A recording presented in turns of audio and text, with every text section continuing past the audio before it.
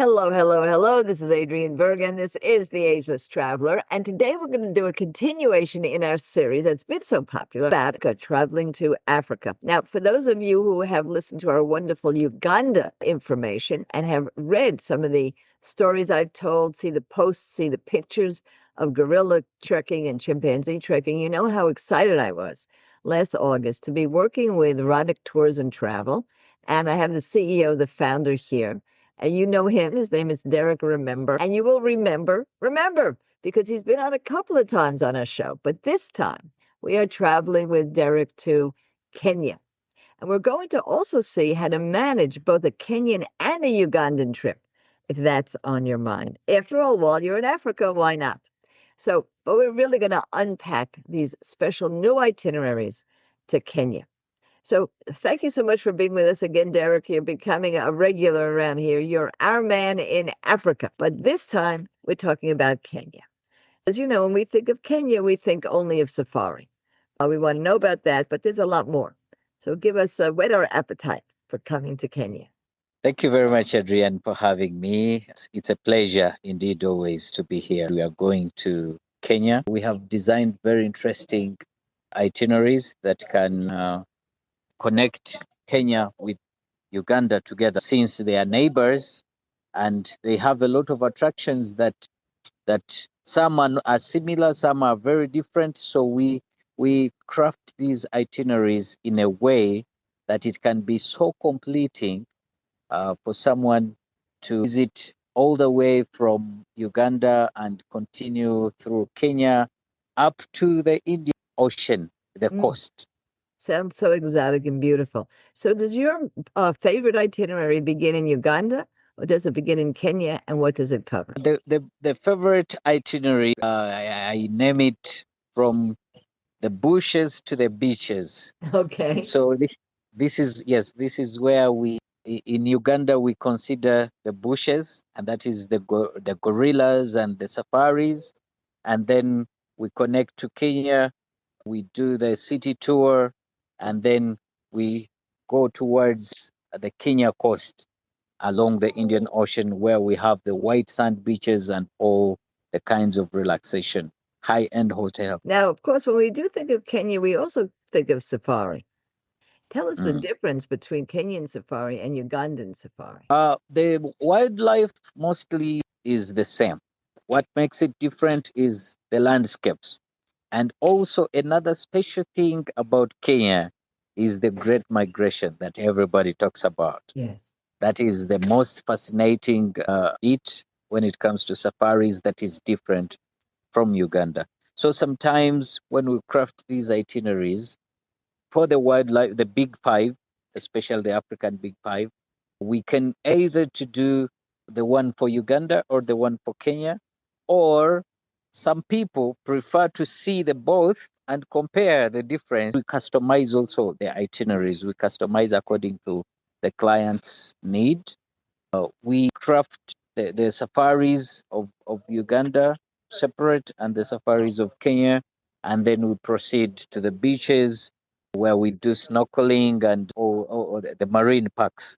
Yes. Yes. Now, in Kenya, as you said, the big excitement is always the same big five, but also the migrations. Now, migrations take place in different times of the year. What is the best time of the year? And explain what migration is, because not everybody knows. Okay, the migration, what we call the great migrations, the best period or the best season for sighting these migrations is between the high peak migrations is August, September. But the migrations begin from July. The early migrations begin in July and go all the way up to October. The peak migrations, August, September. Now, when you think about the animals that are migrating, we generally think of wildebeest, but that's not the only animal, and there's some migration in Uganda too. So tell us what it seems like. To me, my view of migration is from the Lion King, with all of the beasts, just running. The most migrations that we expect to sight on our safaris, the zebras and the gazelles, majorly. And you asked me previously what the migration is. This is when we have hundreds of animals, different species, like I've told you about, moving in most cases from Serengeti down in Tanzania, moving upward to Kenya, to Maasai Mara National Reserve, where we have greener pastures in that period or in that season of the time that I've told you. So the animals tend, once they have exhausted the pasture in Serengeti down there, they move all the way upwards to Maasai Mara National Reserve. So we target during this period, this is when we target to see hundreds of them crossing rivers, moving to Masai Mara. So, I mean, it's a beautiful, exciting, once in a lifetime bucket list kind of thing to do. Yes, it's a very beautiful and exciting experience. And sometimes it takes a little bit of patience when we are crafting these itineraries. We give that migration safari a full day.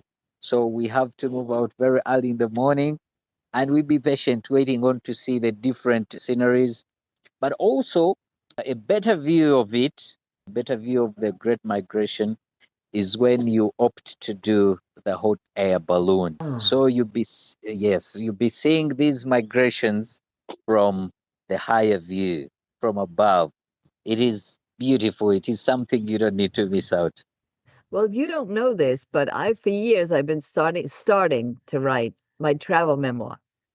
I've never Mm. finished it yet, so who knows? But the name of the book is Champagne Before Breakfast. Now, why? Because I love ballooning. And when you go ballooning in the early morning, you get champagne before breakfast. If you go Yes. afterwards, when you come down, you Uh-huh. get champagne after sunset. But I am Exactly. a ballooner. That is one of the most important parts of excitement at travel and adventure for me. So you just got me, just on that one.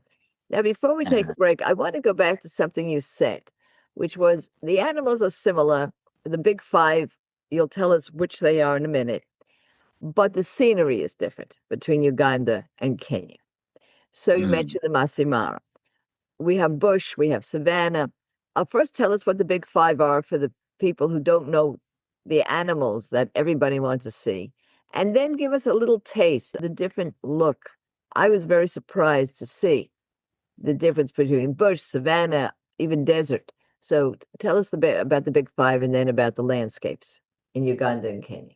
Well, when we talk about the big five, Adrian, most people think maybe we rank them maybe according to the size, the Right. biggest and then the second biggest. But no, when we are ranking the big five, we look at the dominancy, the power to dominate, and the ability to be a predator, like not easily hunted or not easily preyed on. Yeah. So Yes. what's it to you, animals? So we look at, when we talk about the big five, we consider the elephants, we consider the lion, we consider the buffaloes and the leopards. I know what the other Eh, one is. Let me see if you know the last Rhinos. one. The rhinos, exactly. See, you So taught me that. He taught me that. Look, I'm the best scholar. I wanted to see if your memory is still Yeah, right, clear. right. You want to So, remember, Mr. Remember. Okay. I yeah, love this part of the show. yes, Okay. So, so different from Uganda, in Uganda we have the white rhinos yes, in Ziwa Sanctuary. And we have introduced the rhinos in Uganda of late after your departure, after you left. right. I think you left this in pipeline. We're Yes, planning to move the rhinos to it was very another exciting. game reserve. Yes. So we successfully did that in December last year, towards the end of last year. So the difference with the rhinos in Kenya is that we have both the black and white rhinos, and we have them in many numbers and in many places different from Uganda. And the landscapes, like I told you, you remember when you visited Uganda, Adrian, in different parks, you would see we have the type of vegetation that we had, Yes. and we were able to sight different wildlife.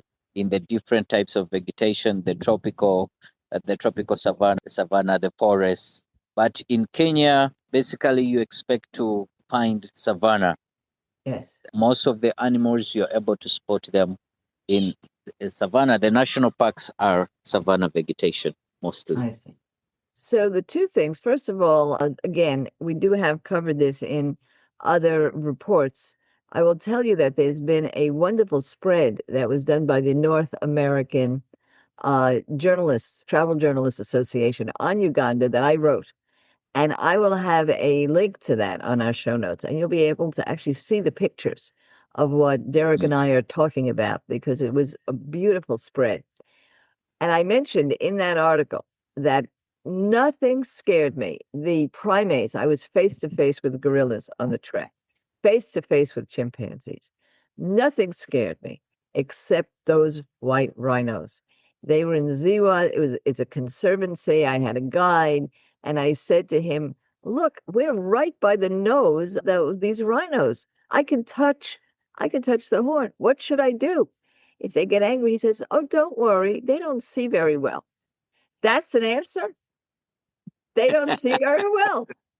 What if we have a rhino with glasses? Now what am I going to do?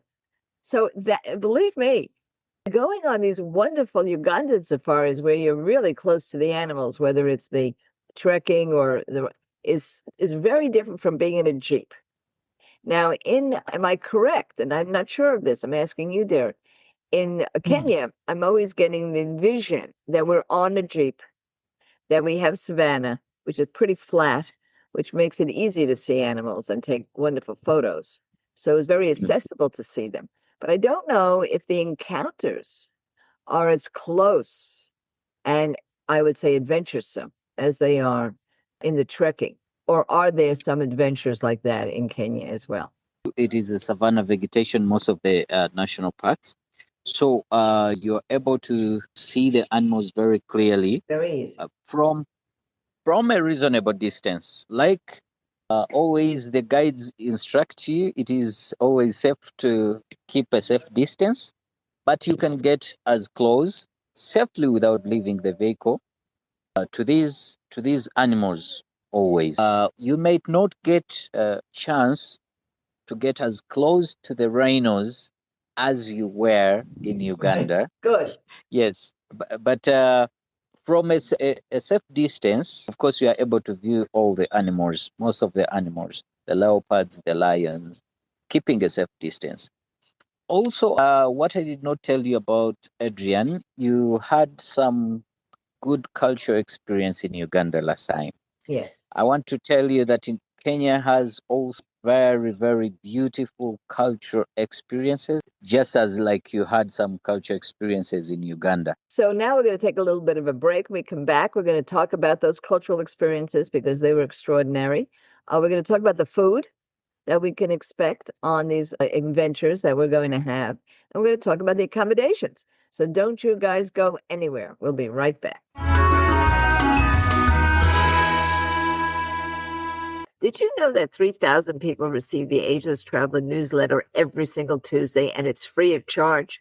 Well, you simply subscribe on our website, agelesstraveler.com, when you see the pop-up, or take a look at the resource section that's in the show notes accompanying this episode. You'll also see how directly you can subscribe to our newsletter. Now, what will you find in there? Well, every single week, you will get news you can use about travel, cultural experiences you can enjoy, suggestions for luxury travel for less, and yes, I answer your questions. And you can even send me those questions by text or voicemail, and you'll see just how to do it when you receive your Travel Tuesday newsletter. Plenty of discounts, plenty of inspiration, so that you never stop traveling. That's agelesstraveler.com. Take a look at the pop-up, subscribe, or take a look at our resource list accompanying this and every episode, so that you get a direct link to Travel Tuesday. And now we're back, and we're back with Derick Remember, and he is the founder and the CEO of Ronick Tours and Travel. I had the time of my life going through Uganda for quite a while. We did a 16, 17-day trip, and I really felt that I had an immersion as never before. So I've made him our man in Africa here, and all these tours that he's talking about are customizable. There are also ones that have specific dates, and you're all invited to learn more about it. We'll be doing some more information for you, but you'll see a lot of this, including how to find Derick, on our show notes. And right now we're doing something special. We've covered Uganda many times, but not Kenya. And what Derick does is he takes you to either place or both. And so we're mixing our show, giving you a little taste of both with an emphasis on Kenya. Now, you began right before our break, Derick, whetting our appetite about the cultural experiences, because we talked quite a bit about the animals in safari. Tell us, we had some great experiences with Batwa and others in Uganda, but what can we expect culturally in Kenya? Kenya has a lot of beautiful cultural experiences, but specifically, I want to talk about one which you don't need to miss out, and that is the Maasai culture. Maasai culture is a very beautiful culture. They are very hospitable people. They have a lot of entertainment when we go on this culture experience. Adrian, there is no explanation that I can give to bring out the clear picture of how beautiful this experience is. But I believe and I know that soon, not very long from this time, you'll be able maybe to visit Kenya, and we shall have this experience of the Maasai culture. These these people have a lot of rich history. They have a lot of entertainment. Their kind of entertainment is so amazing. It is a little bit close to the Karamojong, Karamoja. I don't know if you heard about the Karamoja Oh, culture when you came to Uganda. Yes, there is some bit of relationship, but the Maasai is exclusively wonderful. yeah. Well, Uganda is very tribal. 53 tribes, many, many languages. Many people are bilingual or trilingual. Is that the same in Kenya? Is it as tribal and diverse as Uganda? Yes, exactly. Kenya is also very tribal, but unlike Uganda, Kenya doesn't have very many tribes like Uganda has, because last time we realized that Uganda has over 60 tribes. 60, yeah. Yes, but Kenya has, I cannot quote the exact number, but they are fewer, but they are also very tribal. About Uganda, people wear clothing day to day that you think as historic. They're not historic. They're actually wearing certain things on their heads. The women are wearing certain kinds of flowy gowns.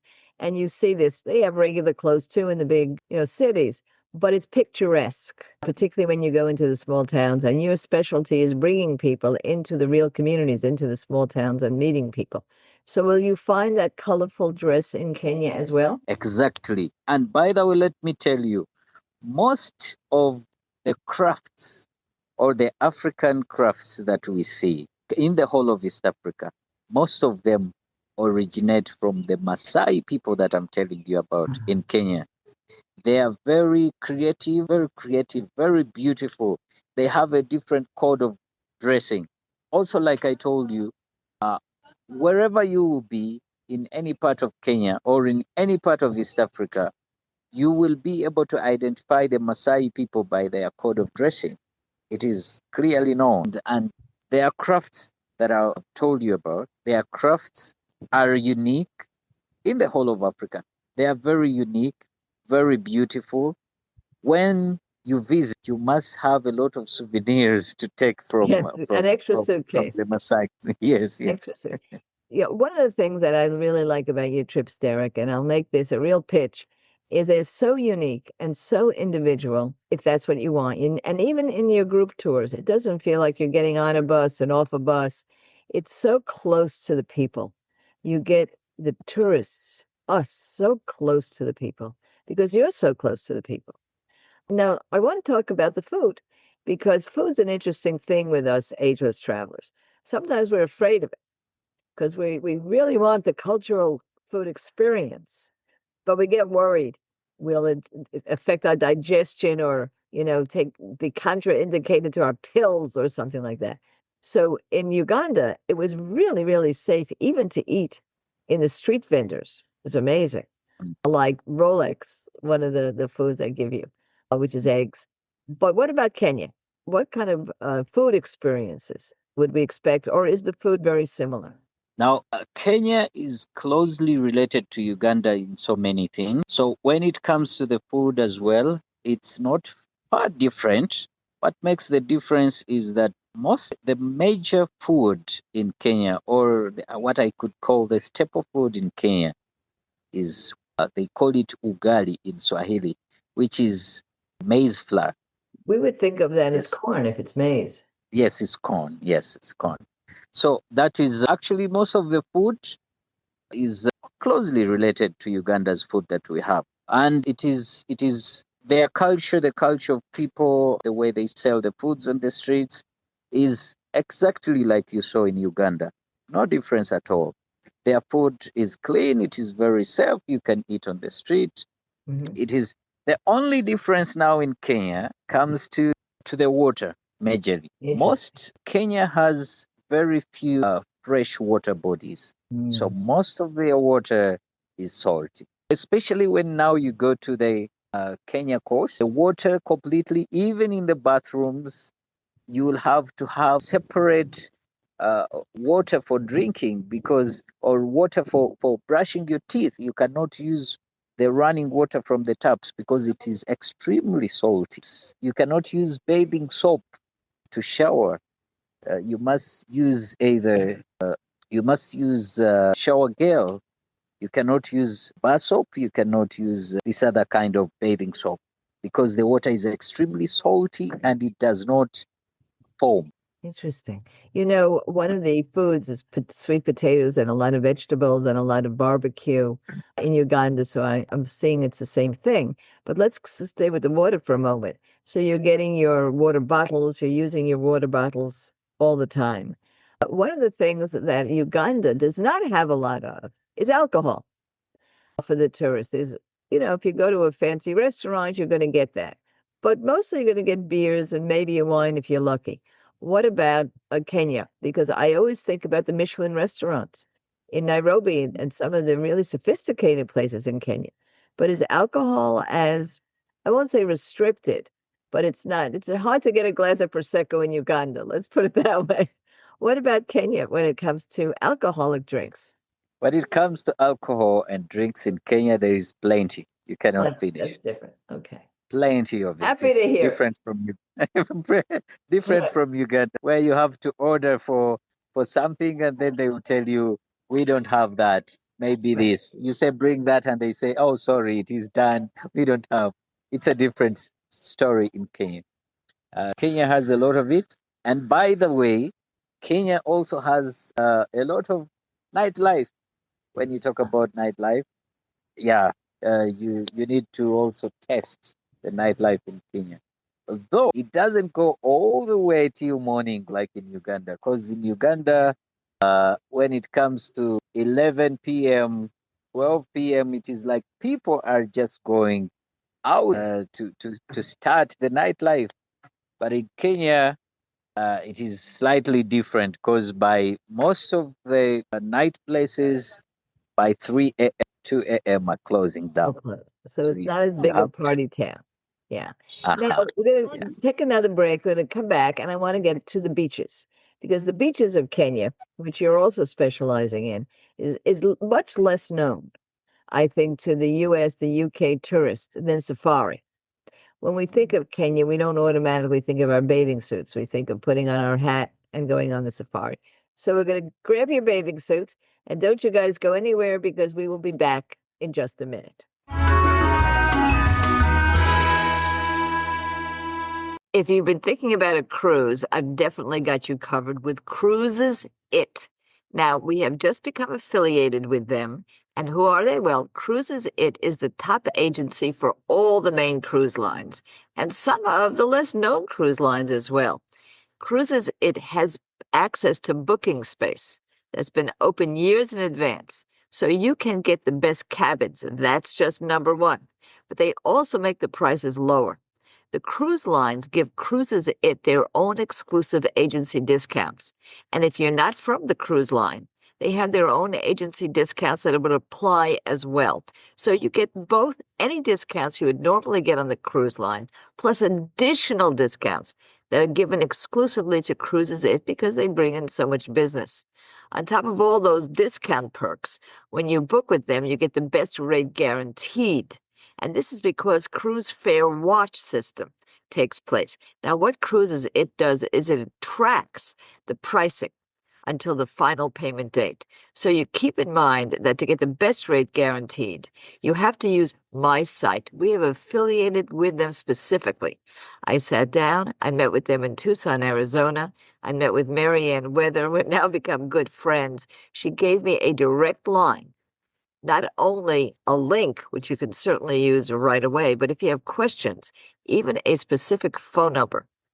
Cruises, it offers this not just to anyone that is one of our followers, but if you have friends and family, you can bring them in too. So just take a look at the show notes and you will see our dedicated phone line and our dedicated link. Happy sailing.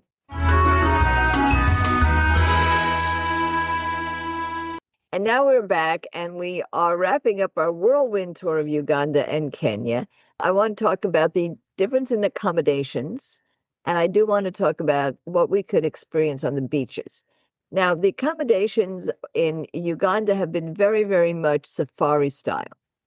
It was just like being an adventurer. You would go to these wonderful parks or right outside the park, and we would stay in places that did have that feeling that you're out there in the bush, out there in the wild. You had your mosquito nets, and it was all the 9 yards. Is that similar to what you find in Kenya? And then is it different when we go to a part of the world that most of us don't imagine, and that's the beaches, the coastal area? So tell us about the accommodations and what we'll find in the coastal area in your itinerary. Well, the accommodations bit in Kenya is a slightly different story from Uganda. In Kenya, we have so many high-end, real high-end, and very expensive safari lodges, where you find lodges up to $2,500 per night. Wow. Yeah, and when it comes also to accommodations outside the national parks, hotels, they have very beautiful hotels, many of them high end, but relatively more expensive, like the accommodation you saw in Uganda. But there are very many. When it comes to rating, I think you can say if it comes to accommodation, Kenya is more advantaged than Uganda. Now, with regard to that, for those who are luxury travelers, that's great.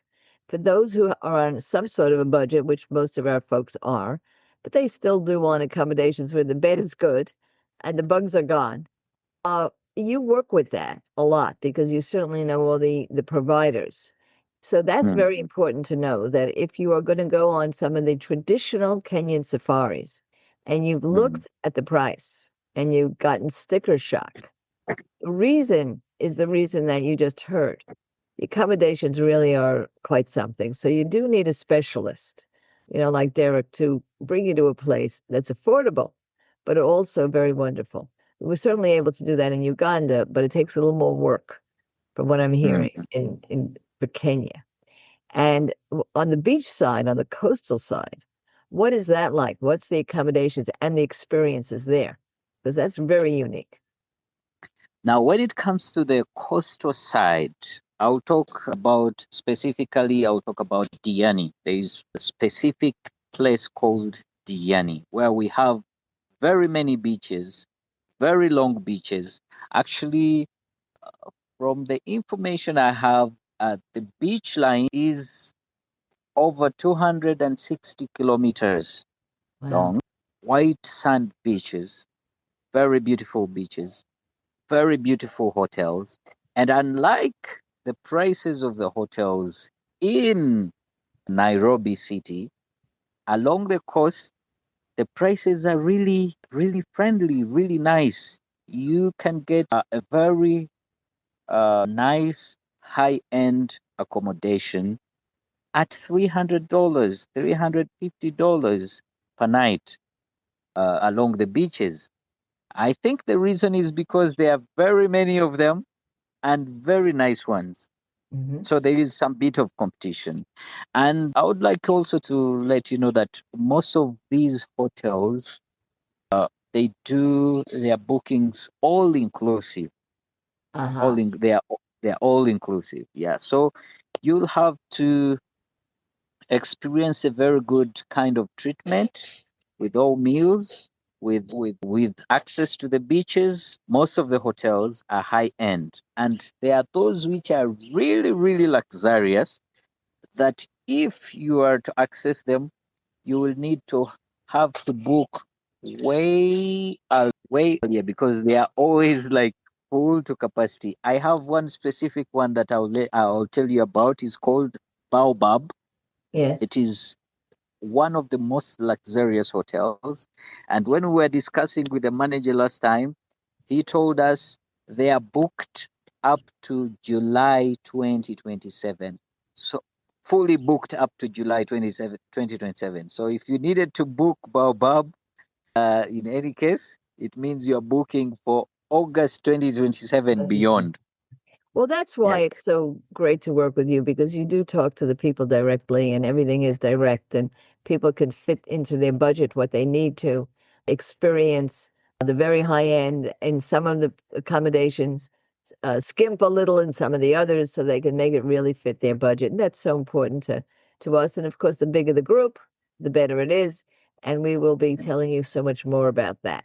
But once you get to the beaches and you have your great hotel, is it surfing? Is it snorkeling? What are those activities for those people, unlike me, that know how to swim, would like to and boating too? What's going on out there in the water? Now, some of the activities, I'll take you through a few of the activities at the beaches. And I want to tell you, Adrian, I'm not a good swimmer, Uh-huh. but I want to assure you, when you go to the Kenya coast, even if you have never been into a pool of water, you have a chance to snorkel. Yes, snorkeling as an activity does not necessitate you to be a good swimmer. There are experts, those guides that we work with, the guides that we connect with, they are experts. So you don't need to be, they are very good divers. So when you're with them, you're 100% sure that your life is safe. So That's what they great. will do, they will be the ones to swim on your behalf, but you will be with them in the water, and they give you all the equipment, the snorkel you put on the snorkel, and you will have the ability to see what is under the ocean while they hold you afloat, and you see how beautiful it is under the ocean. Oh my God, it is an experience that you don't need to miss. And once you see that, you can feel like doing it again and again because you will forget about the swimming bit. You'll forget that you are in the water floating with the support of someone who is an expert, but you are viewing all that you never imagined exists in the ocean. It is a beautiful experience. That is snorkeling. Before we Besides go that, away from that, I want to double down on that. I have increased my personal confidence in myself by taking on activities like that. So I had one experience like that that I want to tell everyone about because it's made a big difference. And this was in La Paz, Mexico. It's called the Galapagos of Mexico. So it's not mm, snorkeling under the water. That's important. It's swimming above the water and seeing the seals, seeing the walruses, seeing the big mammals that you can't see anywhere else. They're on rookeries, but you've got to be able to swim. And I can't swim. And what those guys did was they actually put me in a wetsuit because the water is actually cold. And they put me in a life preserver with a piece of rope. And I actually was, I would say I was pulled, like think of a little truck. I was the little truck with the kid mhm, pulling it with a rope. They pulled me exactly. all around the Galapagos for an hour and a half. And I was able to have the same experience that people who can swim. Now, this is what I preach. You can do it as long as you're not embarrassed. Get out in the world. The world is so big. There's so many incredible things to see. And even if you're as lame as I am, and nobody is as lame as I am, when it comes to all these activities, you can do it. And don't let You can anybody do it. tell you you can't. So when you give me, Derick, this picture of actually being hauled in, as we did in our Uganda piece, a woman who's Mm, 84 years old, she was carried through the trekking of the mhm, gorillas. Her name is Leah Lane. She's a very famous travel writer. And she went to mm. Uganda and she thought, oh, they told her, you're 85, you can't do it. Well, she had two guys, one on each side, getting her through that trek, and it worked.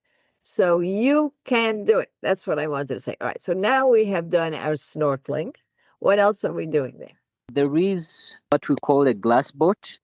It is also another activity where we basically sit on the boat, and the boat has a glass bottom. You know that water, the Indian Ocean water, is crystal clear. So you literally see through the water. You can see when it comes to shallow ends, you can see every creature that is in the water from above the water. So in this glass boat, you sit in the boat and you will be watching the creatures, the small fish, the colored fish, the starfish, all through the glass while you're on the boat. And it is also a very, very beautiful experience. I have something for Kenya. I just came back from Cozumel, Mexico, Mm, and I went on a glass boat. We actually saw shipwrecks. You're able to see the mm. shipwrecks under the water. But those glass boats are the brand new ones, and I bet they're getting them in Kenya. They're all glass, not just the bottom. The sides are glass. So everything disappears except your ability to see into the water. It's really interesting on these boats. I've done a piece on it and I posted some pictures of it. But it's a little bit weird, but it's really interesting. So they've made it totally transparent. The whole boat is transparent. Interesting stuff. Now, what about the surf? Are there surfing beaches? Yes, surfing is also one of the activities that you experience at the Kenya coast. Fantastic. All right. Well, our appetite is whetted for all of this because from safari to beaches, you call the bush to the beach. It's a wonderful itinerary. You can move both through Kenya and through Uganda in a group, in a custom tour. And I want to finish up with a very exciting event that's coming up, and that is the African Cup. We're all excited now about the World Cup. Everybody's going nuts here with regard to that, and I put that in our newsletter. But there's something else coming up. So, what's the status of that right now? As I understood it, it was going to be in Uganda, in Kenya, and also in Tanzania. But what are they doing with that soccer event? Yeah, the African Cup of Nations 2027 is going to be jointly hosted by the three East African countries, that is Uganda, Kenya, and Tanzania. And there is something that we are still working out jointly as a tour operator to get access to be selling the tickets. Very soon we are going to finalize it. We are ready to host as Uganda our part. Most of the stadiums are ready. We have brand new stadiums that have been set up specifically for the AFCON. I think you got to see one I of did. them In progress. last It time. was being built. Yeah. Yes. Yeah, it was in progress by then, but now Yeah. it is fully, yes, it is now fully completed. And so a lot of activities have been undergoing in preparation of the 2027 AFCON. I can proudly tell you that if you're someone who is interested in if you're a soccer person and you would want to be part of the 2027 AFCON in East Africa, then we would gladly be your hosts. What I think is more important about this show than most that discuss Africa is that it's a community ability to see what's going on for the individual tourist and really get down to the granular, which is what I began to take away from Uganda. It wasn't really just the safari or the food or the fact we were on the equator or all these big bucket list things or even trekking to see the gorillas, which is a dream for many, many people. It was really meeting the people of Uganda and saying hello to the folks that live in the community and even taking community walks with them through their own community that Derick set up. That is what's lasting. And I'm pretty sure that given the way he operates in the country and with the people, it'll be the same for Kenya. So all of this is both tourism, which is great, but it's also a life experience. And I thank you so much for working so hard and doing all of this and doing it really so personally with each person that you meet. It's been wonderful to see. And we'll have more and more information. We'll get you the contact information for people who want to speak with you individually. And we'll also see if we can put together a nice survey to see how many people would like to go as an Ageless Traveler group to Kenya and Uganda and watch me try to swim. I'm very good at the Prosecco part, by the way, but the swimming part, I'm not so sure. Now, what I want to emphasize on, Adrian, is it is just about choice. You cannot say that I can do this, I cannot manage this. It's just once you tell yourself that I'm going to do it, it is very easy. There is nothing you cannot do because, like me personally, I would tell you, I'm someone who is not so friendly with water. And at first I was like, should I really do this in the start? But when I did it for the first time, oh my God, I felt like I could do it again and again and again. So it doesn't matter how old you are, you can always do anything once you choose to do it. Beautiful and true. And one of those things you can do is go with us to Africa.